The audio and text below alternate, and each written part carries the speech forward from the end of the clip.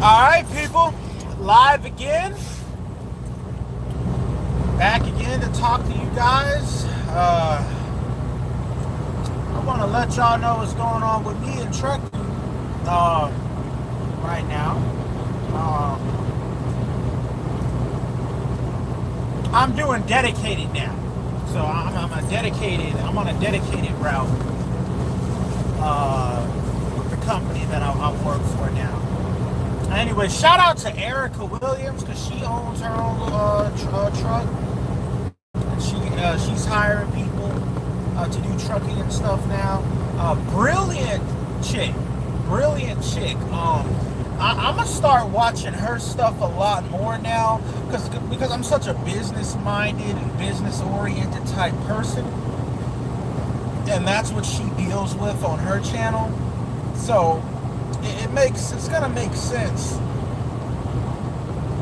okay, for me to start following her more and watching her stuff more so than a lot of the social commentators.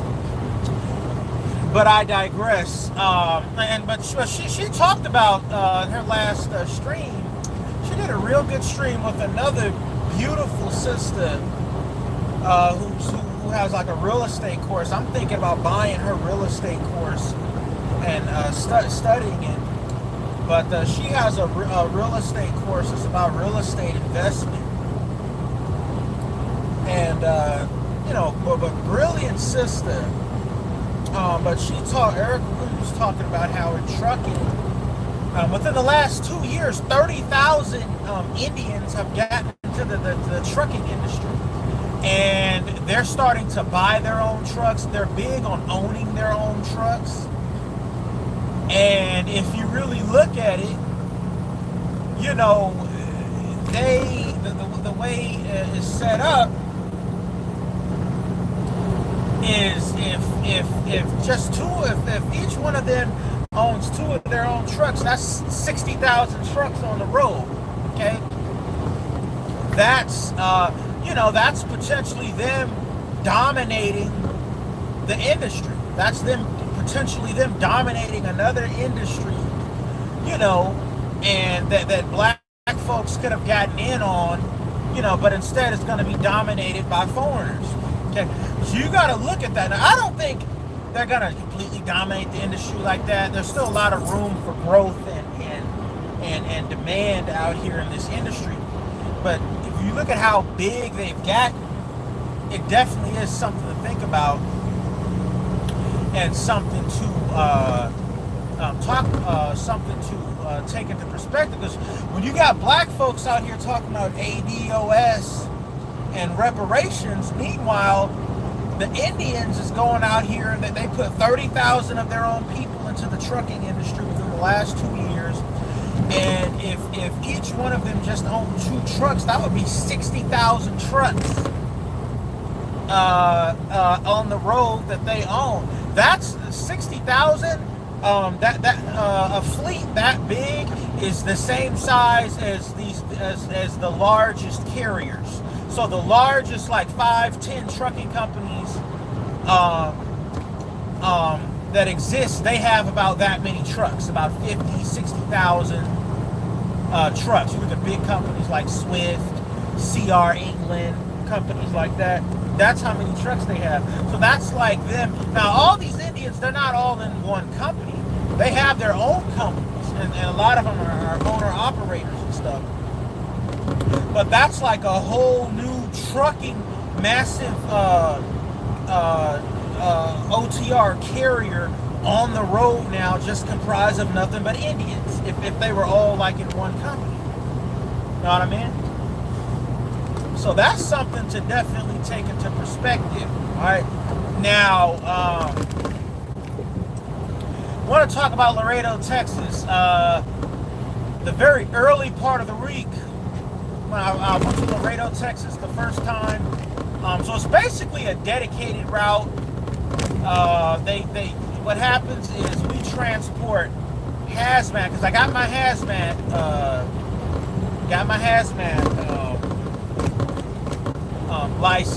endorsement last October. Well, actually, it was last July when I got my hazmat.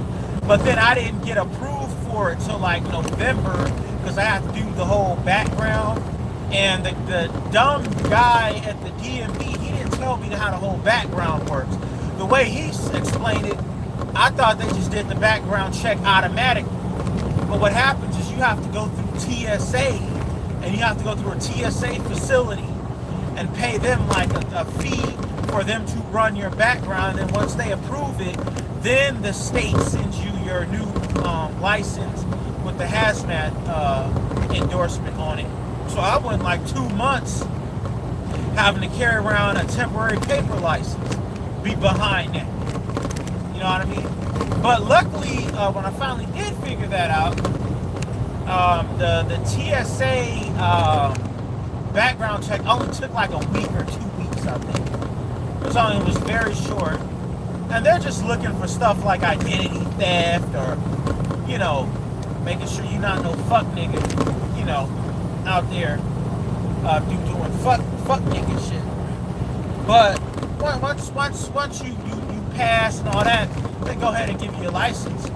And then I got recruited to the hazmat fleet, or one of the hazmat fleets in my company. So I'm trying it out now. I'm gonna see how many miles I get. He said that his most active drivers get like 3,200, 3,900 miles a week, which is pretty much on par with what team drivers get in this company. So, and like I said, I've only been doing it for like a week. So I got to see how the paychecks look and whatnot. But it's just a dedicated route. So what happens is that they'll send you from a lot of times like Kentucky or Alabama, like the South, to Laredo, Texas, which is on the border with Mexico. You drop the trailer in Laredo, Texas, the Mexican carrier comes and takes it into Mexico. So it's actually dedicated to Mexico, but you don't actually go to Mexico.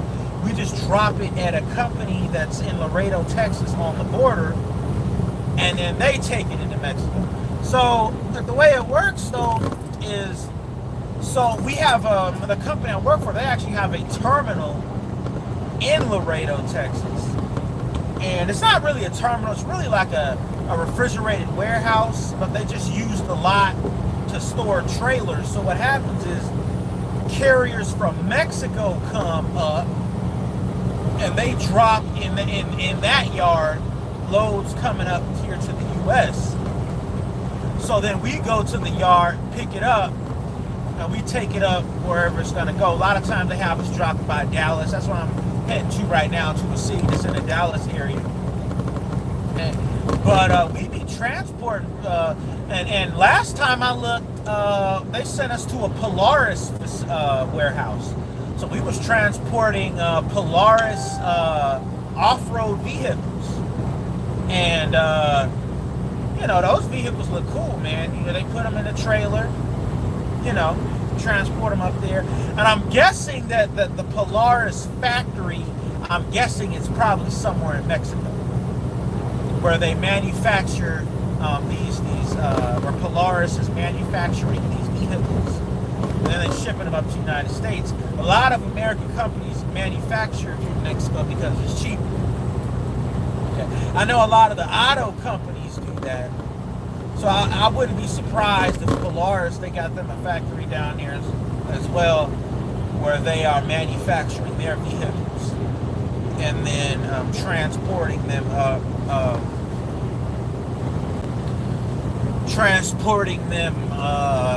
here to the U.S. Now, it was pretty cool. And then there's another warehouse that, so first time I went down there, I dropped my, they sent me from Kentucky down there. They sent me from Kentucky down to, from a place called Horse Cave, Kentucky, down to Laredo, Texas. That was about a good 2,000 something. I want to say, it took me like 2 days. Good 1,800, 2,000 miles down here. That's pretty good going down there. You know what I mean? Or maybe 1,200, 1,500 or something. But pretty good down there. That down there, dropped the hazmat load. Then they just had me do dedicated from like Laredo, Texas to like the Dallas area. So that's what I've been doing the last week. So I gotta see. Look, I gotta see how the money is looking like. But the only thing is, because the company I drive for is a refrigerated company. But with this dedicated route, I no longer transport refrigerated loads. We use dry trailers. You know, because a lot of the hazmat, a lot of the other dedicated loads, a lot of that is dry. You know, it doesn't have to be refrigerated. So, which is actually pretty nice because the refrigerated loads are kind of a hassle, to tell you the truth. They're kind of a hassle. You know, and because the way refrigerated works is it's not like other freight. When you refrigerate it, is all on a schedule, so they want it there at a certain time. They don't want it early, they don't want it late, they want it there at a specific time. And then a lot of these facilities, it can take a long time to get unloaded, especially with places like Walmart. It can take as long as 10 hours to get unloaded at Walmart. I remember I was at a Walmart distribution center in North Carolina that was way out in the boondocks in the middle of nowhere. It took 10 hours for them to unload me and label all the packages and all that. You know what I mean? That took 10 hours. So, sometimes reefer can be a hassle. It took me a little while to get used to reefer when I first started doing it. But not every reefer facility is like that. A lot of them they'll unload you in 20, 25 minutes, 30 minutes. Okay, and then you're on about your way. A lot of them, but then again, a lot of them are very specific with how they do it. They want you there a certain time, and then they take whatever time they have to take to unload it. Okay, but so I'm no longer doing reefer. Now I'm doing drive-in dedicated. And dedicated is cool. There's one warehouse that we end up going to in Laredo. They got this thick Latina chick that be working behind the counter when you get your paperwork. She cute too. She kind of cute. I kind of have a crush on her. I'm a holler at her eventually. Yesterday I saw her walking around outside talking to some other driver about something about his load. I may try to, but she might be married. She might have kids. I don't know. I don't see no ring on, so I don't know. But she could have kids. Who knows? But she seems nice though. That's the one thing. She seems nice. But 9 times out of 10, a Latina like that, she got a nice smile. She got a nice. 9 times out of 10, she gonna have a dude somewhere. Okay, plus in like a small city like Laredo, Texas, she gonna have somebody somewhere. I highly doubt she's just single like that, but I'll say what's up to her eventually.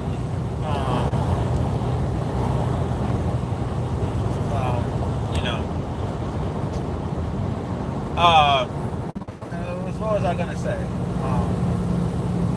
But yeah, like I said, I wanna revamp the channel. I wanna start talking more about business, especially trucking, because I'm in trucking. But also, I want to get into real estate investing myself too, because I want to be able to make money passively as well, not just from truck driving, but also doing other things and owning other things. And and I'm in Texas right now. I'm considering leaving California. I was considering leaving California, getting out of California, going to another state. But I haven't decided 100% where it is I want to go. I've been through Dallas, been through Houston. Houston's kind of nice. You kind of see a little bit more black businesses in Houston, I think, and more that kind of thing going on. Dallas is Dallas is a hood ass city. I'm gonna say that about Dallas is fucking hood. I know Houston probably got a hood part too, but Dallas is like grimy hood. Dallas got some decent looking chicks, but I think Houston got the best looking black chicks though. Houston got a lot of good genes flowing around that area. That's just kind of how it is, what it is. No. Houston got a lot of good genes flowing around. You know, that's where Beyonce is from. Beyonce from Houston. That being said, and there's a lot I want to talk about. I don't know if I should keep talking about trucking. Sorry. Right when I do a fucking video, fucking live stream, that's when I get some shit caught in my fucking throat. But what I want to say, I think I'll keep talking about trucking for now, and I'll do an ADOS video series later. My thing is this, as far as, say, trucking, you know, this dedicated route, it's pretty fun. It's just I-35 south from like Dallas to Laredo. It's easy. It's not hard. It's not a horrible run either. There's a couple of hills in here and there, especially when you're going through San Antonio. They got a couple little small hills up and down. But it by no means is it like a crazy, like arduous type run. It's not really all that bad. And if I were to stay on this route, I could avoid like stuff like in the winter time, having to go through like fucking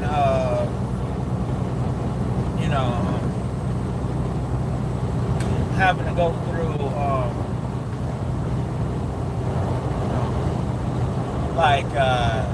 snow and stuff and put chains on, you know, because the most they might send me is like the Midwest.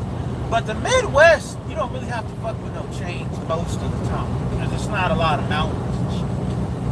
A place like Colorado, you know, up in a place like Northern California, Nevada, Washington, those kind of places, yeah, you're gonna have to fucking use some chains. But if I could just stay out of those places, I won't have to worry about it, you know what I mean?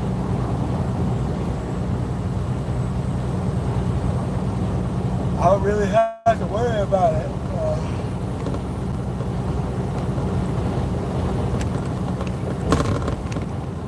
You know?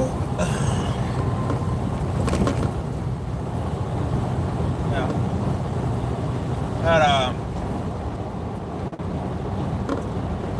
So it is what it is. Like I said, I talked about that thick little Latina. It's working at the warehouse. Laredo looked like it got some decent looking honeys around too. They also got a strip club that's right across the street from the damn truck stop. You know, so when you off, you just go ahead to the strip club, you know, and chill out. I don't spend all my damn money in strip clubs, but I do like to go in there every now and again and see some jiggly booty up in my face. And, you know, Laredo is predominantly Latino too. It's a border city, so I bet you they got some fine ass Latinas up in here in that strip club. I wanted to go yesterday, but they're closed for renovation. You know, so then they got Uber servicing in Laredo too, which is another important thing as a truck driver. So I use Uber a lot as a truck driver. Okay, you can't take these damn trucks everywhere, so it's convenient. You don't want to always take these trucks everywhere. You know what I mean?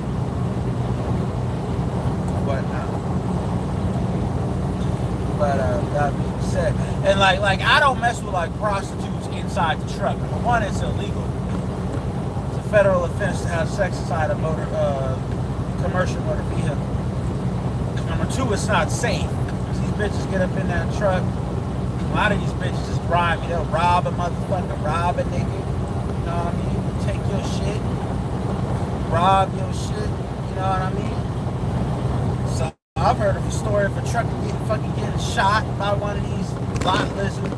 We call them lot lizards. One of these lot lizard ass bitches.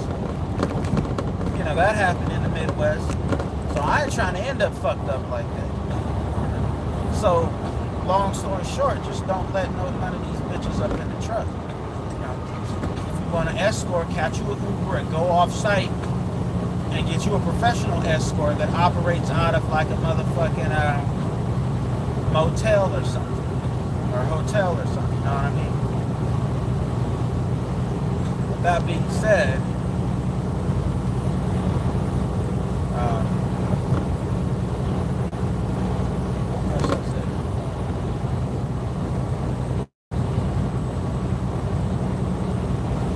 so I got about 19 more miles, or it's a little bit more than 19 miles where I'm going. And like I said, you know, Erica Williams is brilliant, and I probably will talk about the ADOS. I'll probably do a series on it too, but what I'm seeing from ADOS right now is the only thing I'm really hearing them talk about is reparations. I'm not hearing them expand the conversation to other things as well. It needs to be more, because if it's going to be successful, it needs to be more, it needs to be about more than other than just what we think the government owes us. It also needs to be about what we're going to do for ourselves, okay? How we're going to invest in our community, how we're going to invest in our neighborhoods, what businesses we want to start, you know what I mean? What it is we want to do. Because like I said, ADOS it's supposed to be something that encompasses all of those things, not just reparations. And I keep on hearing these reparations niggas talk about reparations, but yeah, these same niggas, you know, I don't hear these same niggas really talking too much about, you know, how should I say it? What it is they themselves are gonna do. You know, it's always what we need to get the government to do, okay? Because it's not just about reparations. So even if you get reparations, okay, then what? What after that? What's your next step after that? You know what I mean? There needs to be a next step after the reparations. Now, what are you going to do with the money? How are you going to develop the land? See what I'm saying? That's what's really important. And,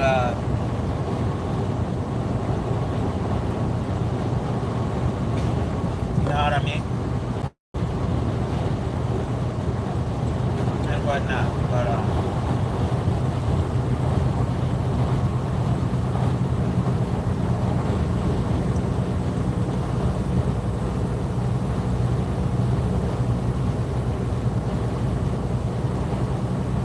you know, but Laredo, Texas does seem like a little nice little town.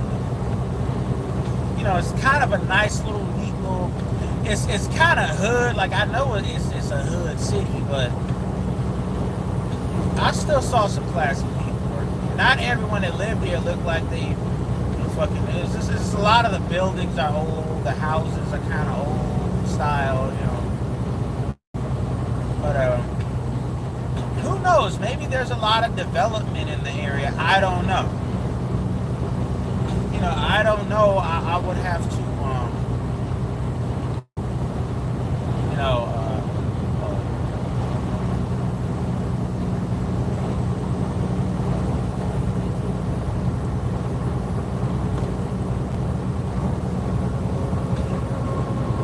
I don't know. I would have to look it up more. You know. I remember the warehouse they wanted us to drop the trailer in, I tried to go there the first night I fucked up. Because you're not supposed to go straight into the warehouse with the hazmat load. The way it works is, remember I said that my company owns, the company I drive for, they own a little terminal down here. What they want you to do is they want you to take the load to that terminal where they will perform a hazmat inspection on it. So a little inspector guy comes out of a little guard shack, and he has a little paper with a checklist on it. He walks around the trailer, looks at all the placards to make sure everything is safe, make sure, I guess, there's no fluids leaking, there's no damage to the trailer, there's no chemicals, weird smells, coming out. He inspects it and he gives the okay. And then there's another cool thing about that little yard that they have. There's like an on-site mechanic there in a pickup truck.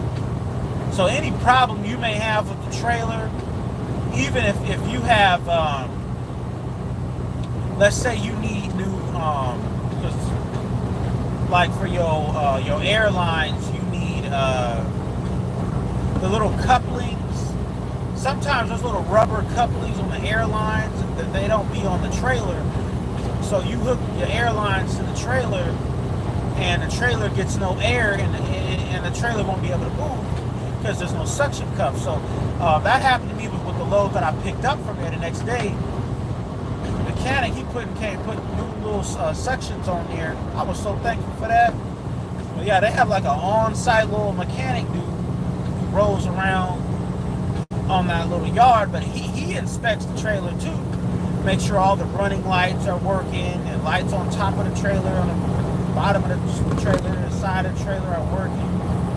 He does his little inspection, and then when you're good, he gives you the okay, and the lady in the little shack gives you the bill, and you're ready to get out of there. The whole process don't take any longer than shouldn't take longer than 10, 12 minutes, really. You know, they don't really take all that long. But I know just yesterday they gave me a load into there. They gave me a load to Laredo. I dropped off in Laredo. I dropped off at that yard where we just dropped the hazmat load. Then they wanted me to take a load from the little terminal to another spot in Laredo, but it was only a mile away from the terminal.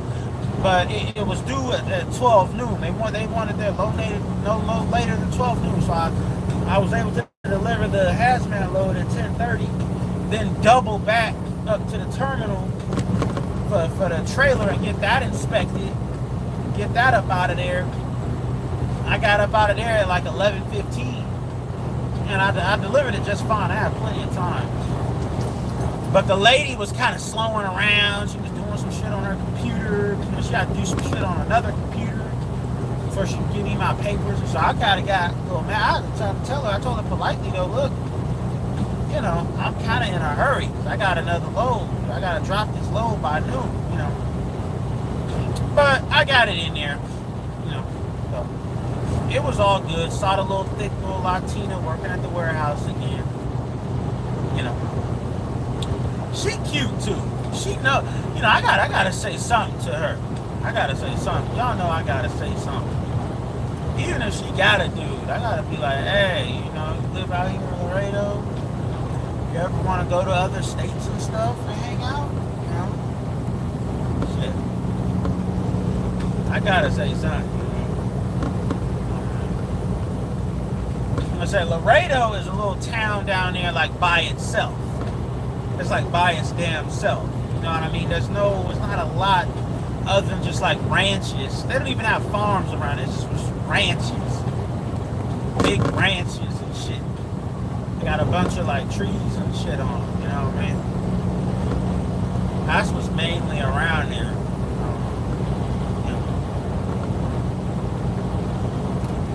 But you know, Laredo's not that bad. It's really not that bad.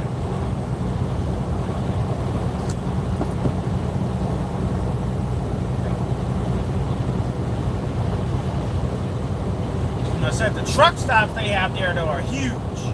They have a huge TA truck stop there. It has a Burger King, a Subway,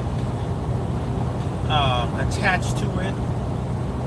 Huge. I like the TAs that have like the Popeyes attached to them. But this one got like a Burger King and a Subway and one more little restaurant. Then they have like their chain restaurant, which is called the Country Pride. Which Country Pride restaurant isn't really all that good. That's a whole nother story about that place. But right across the street is a Flying J that has a Denny's, and I fuck with Denny's hard. You know, I like the way their food tastes. Denny's isn't that bad. Like I said, a lot of times, yeah. Flying J is kind of rough. Not Flying J, the what you call it? Yeah.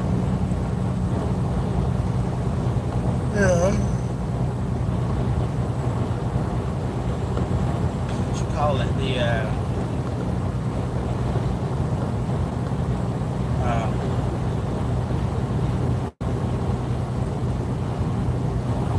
TA Country Pride Buffet is kind of rough. I went to one in New Mexico. It was kind of nasty. It's just, I don't know, the whole vibe of the place just wasn't. And then I ordered a steak, and the steak was terrible. It was cold. I told him to heat the shit up, and then it came back and it was burnt, and it wasn't good. It was, you know what I mean? I just got up and left, you know. I just paid, got up and left, you know. Should have got my total refund. I told them to give me a fucking another one. I think it's a seasoning they put on it to make it taste. They're going to put on a different kind of seasoning. But I don't really like the seasoning. In fact, don't put no fucking seasoning on it. Just give me the steak and I'll put some pepper and some salt on it at the damn table. You know.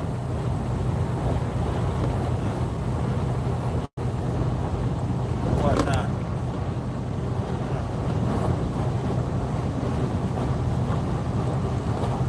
Speaking of food, though, last time I ate was yesterday, though, in the evening. Yeah. That was the last time I ate. So, I might pull over and give me a snack. There's supposed to be a truck stop coming up real soon, too. There's supposed to be a Petro coming up real soon. Petro, that's like a name brand truck stop. They're pretty nice.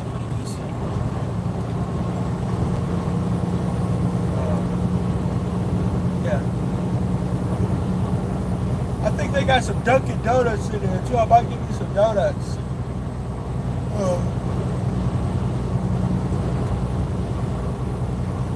Yeah.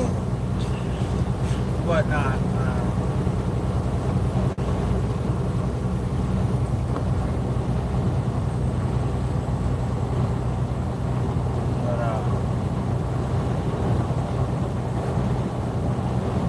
I did have barbecue this week, but it wasn't that great. So I know not to go to that barbecue place anymore. But, yeah. There's a company I drive for. The company I drive for, they're actually owned by a larger trucking company. So because of that, we get the perks. We get to use the larger company's terminals. So the larger company that owns us, they have a terminal that's over by Dallas, so we get to use that terminal. It's pretty nice. You have showers in it. It has like a badass, like,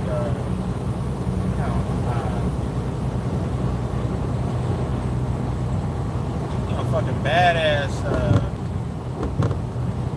what you call it,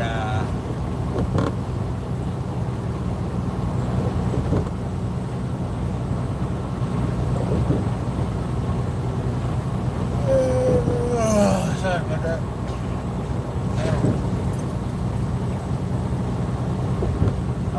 Like TV, like living room in it. It's nice. It's nice.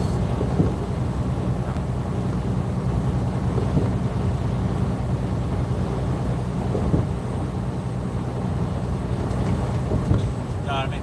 You know, so I want to see those ADOS niggas actually get up and do something. Not just talk about stuff. There's a Chicken Express right here. I don't know how far it is away from the actual highway though, but I would have stopped there, but they got a McDonald's too. But I did have, I had Burger King for breakfast, so I don't really need to eat. I just remember what I had for breakfast.